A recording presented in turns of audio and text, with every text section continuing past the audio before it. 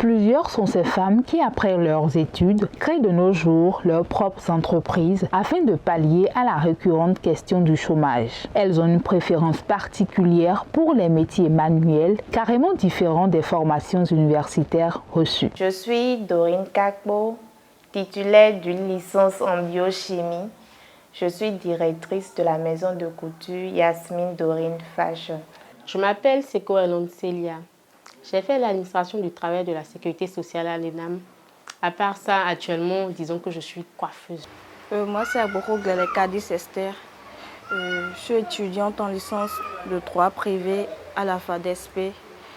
Puis je suis prothésiste angulaire. Ces femmes entrepreneurs rencontrées à Abomey-Calavi et Cotonou parlent ici de comment elles en sont arrivées.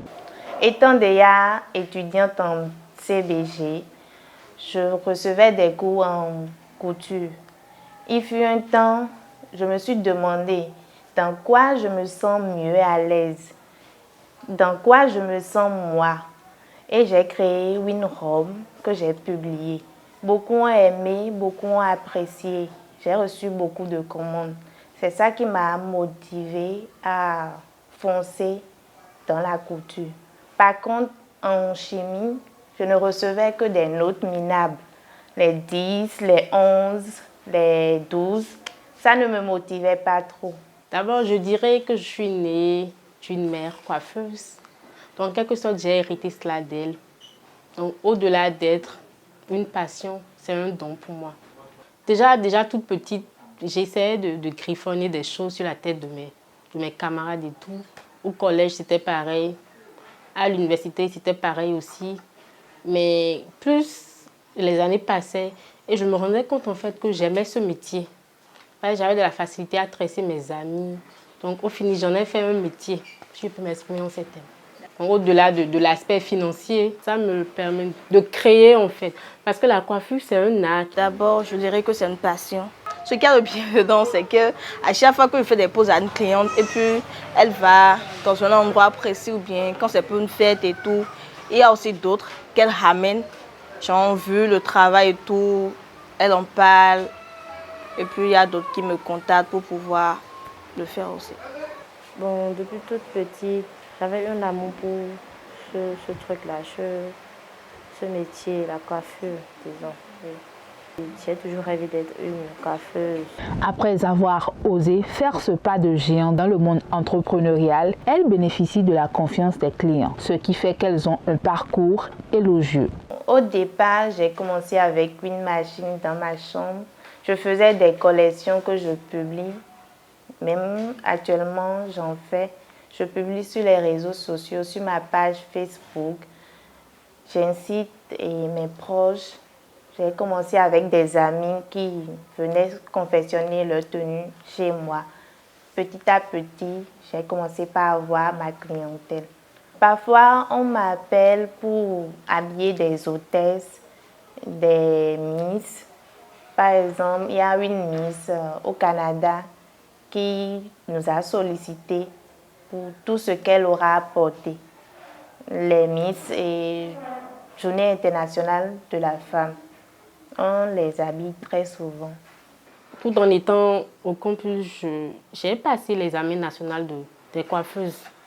Là, j'ai un diplôme en coiffure depuis 2019. Je tresse des mannequins.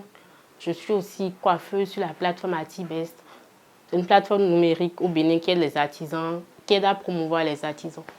À part ça, j'enseigne la coiffure dans une école de coiffure, de couture et autres à Ouida. Je tresse pas mal de personnalités en griffe. Je suis en collaboration avec ma soeur. Elle, c'est Camora Mode Make-up. Elle fait les tresses et puis le make-up. Maintenant, moi, je la seconde ici, puis je fais les pellicules, manicures, c'est-à-dire les ongles, les soins des pieds et des mains. Et j'étudiais, je faisais aussi la coiffure. J'aidais ma soeur, parce que c'est ma grande soeur qui faisait ça. Donc, je l'aidais, je la dérangeais, je suis tout le temps avec elle, histoire de comprendre ce qu'elle faisait, des trucs comme ça, parce que j'aimais ça vraiment. Et aujourd'hui, disons, par la grâce de Dieu, bon, ça va un peu. Comme tout métier, elle rencontre des difficultés qu'elle peine souvent à surmonter. Dans ce métier, il y a tellement de difficultés. les tempéraments des clientes. Il faut supporter tout ça, il faut être patiente. Pour acheter également des matériels de travail, c'est un peu difficile. Donc, il faut aller doucement, doucement. D'abord, du côté des clientes, bon, disons qu'il y a des clientes qui ne reconnaissent pas vraiment la valeur de ce qu'on leur fait en fait. Il y en a qui se disent que vous n'êtes pas coiffeuse d'origine, que c'est juste un métier à temps partiel. Lorsque vous leur faites la tresse, je ne sais pas si c'est un manque de confiance en vous, je ne sais pas trop, mais elles ont tendance à vous dicter ce que vous deviez leur faire. Et franchement, ça déstabilise. Bon, mais bon, la coiffure étant un métier de patience, on essaie de faire avec, ça va. Tu vas rester debout, travailler avec ta tête et tout. Tu t'échines, tu fais tout pour faire ressortir un bon truc. Mais au finish, elles diminuent le prix. Elles invitent leurs sœurs à leur emboîter le pas tout en choisissant le domaine dans lequel elles pourront s'épanouir. Ta femme doit faire quelque chose pour ne pas attendre, pour ne pas forcément attendre un homme ou qui que ce soit. Quand on est femme, on se lève, on retrouve ses manches et puis on travaille, on doit chercher son gagne-pain. Pour entreprendre, il faut avoir beaucoup de courage, être dynamique, être persévérant, ça surtout, et beaucoup prier. De nos jours, beaucoup ont compris qu'il faut apprendre un métier artisanal. Du coup, beaucoup viennent et se faire former. Je dirais à mes jeunes de ne pas suivre la masse, de ne pas faire du mimétisme. Elles n'ont qu'à se demander dans quoi je me sens à l'aise, dans quoi je peux mieux briller. Là, elles pourront faire leur choix. Je pourrais résumer en disant qu'il faut d'abord de la volonté, être déterminé, ensuite se donner vraiment les moyens pour y arriver. Parce que le tout ne suffit pas de vouloir. Quand tu veux un truc, il faudrait d'abord que tu te donnes les moyens pour y arriver. Donc, il faudrait de la volonté, de la détermination et les moyens. L'entrepreneuriat, certes, c'est bon, c'est juteux, mais c'est aussi un couteau à double tranchant. Il ne faudrait pas s'aventurer dans l'entrepreneuriat parce que je vois à côté, tel a fait ci et ça lui rapporte gros, non.